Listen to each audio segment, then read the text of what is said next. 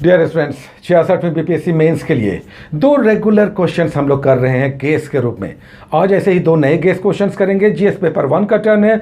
सबसे पहले आइए प्रश्न देख लेते हैं, क्योंकि बहुत सारे लोग केवल क्वेश्चन देखना चाहते होंगे कि गेस क्या है। आइए देखते हैं आज का गेस।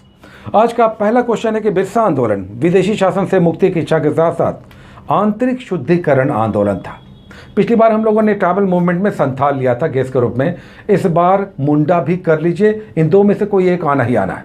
जैसे लास्ट टाइम पिछले एग्जाम में एज ए होल आया था ट्राइबल मूवमेंट संपूर्ण रूप से, अब सेपरेट इस बार आना ही आना है, या तो संथाल या मुंडा आएगा, तो दोनों क्वेश्चंस करने होंगे।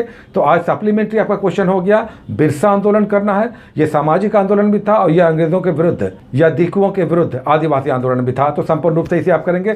दूसरा क्वेश्चन आइए देख लेते हैं, जो है मौर्यकालीन कला पर आधारित क्वेश्चन है कि मौर्यकालीन कला की प्रमुख विशेषताओं का विस्तार पूर्वक वर्णन करें। अब कला से, आर्ट से, या तो इस बार पटना कला में आएगा या मौर्य कला आएगा, ये आना ही आना है। ये दोनों में से एक डेफिनेट है, लेकिन याद रखें कभी कभी रिपीट भी होता है। जैसे पिछली बार पाल कला आया था, तो उसे छांट कर ही सारे स्टूडेंट तैयारी कर रहे होंगे। पाल कला को छोड़कर तीनों में से तो कोई एक आना ही आना है। तो आपने पिछली बार पाल कला आया है, छोड़ दिया होगा।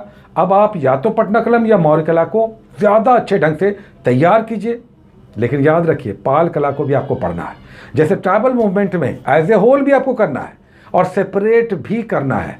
सेपरेट में संथाल और मुंडा दोनों कर लीजिए, क्योंकि इस बार कहना मुश्किल है कौन आएगा, लेकिन कोई एक आएगा।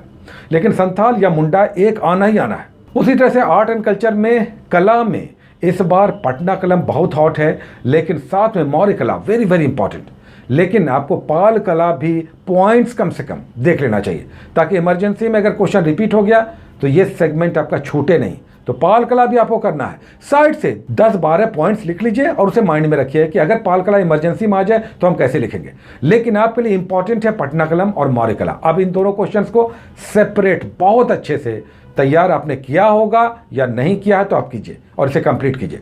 और उधर ट्राइबल मूवमेंट में बिरसा और संथाल आना ही आना है। तो ये दो क्वेश्चन तो कंफर्म है, इसे हमें करना ही करना है। अच्छा, कभी कभी ऐसा होता है कि जब आप लिखने बैठेंगे, हो सकता है आपने नोट्स बनाया है, आपने राइटिंग स्किल्स पे बहुत सारा काम किया है, लेकिन एग्जामिनेशन में आप हो सकता है फंस जाएं, अटक जाएं, शॉर्ट ऑफ वर्ड्स हो जाएं, तब क्या करेंगे? उस पर आपने सोचा है कि अगर आप पाल कला पे लिख रहे हैं, आप बिरसा मुंडा पे लिख रहे हैं, बिरसा मुंडा पे बहुत छोटा नोट्स होता है। अगर नोट्स आपने देखा होगा या बनाया होगा तो बिरसा मुंडा पे बहुत छोटा शॉर्ट नोट्स बनता है। लेकिन अगर आप शॉर्ट ऑफ वर्ड्स हो जाते हैं, 21-22 मिनट में आपको लिखना है, आप कम से कम 2.5-3 पेजेस, यानी एक पेज के दोनों ओर और दूसरे पेज के दोनों ओर, इतना तो लिखना ही लिखना है। साथ में एक और एक साइड, यानी हम कहें कि 2.5 पेज, और हर पेज के दोनों ओर आपको लिखना है। तो 2.5 पेज टोटल कहें तो पेजेस 5 हो जाएंगे, एक पेज के दोनों ओर, दूसरे पेज के दोनों ओर, इतना लिखना ही लिखना है। 22-21 मिनट में इतना आपको लिखना ही चाहिए, क्योंकि हर क्वेश्चन 38 मार्क्स का होगा, तो इतना आपको लिखना है। अगर आप शॉर्ट ऑफ वर्ड्स हो जाते हैं तो आप क्या करेंगे, क्या सोचा है आपने?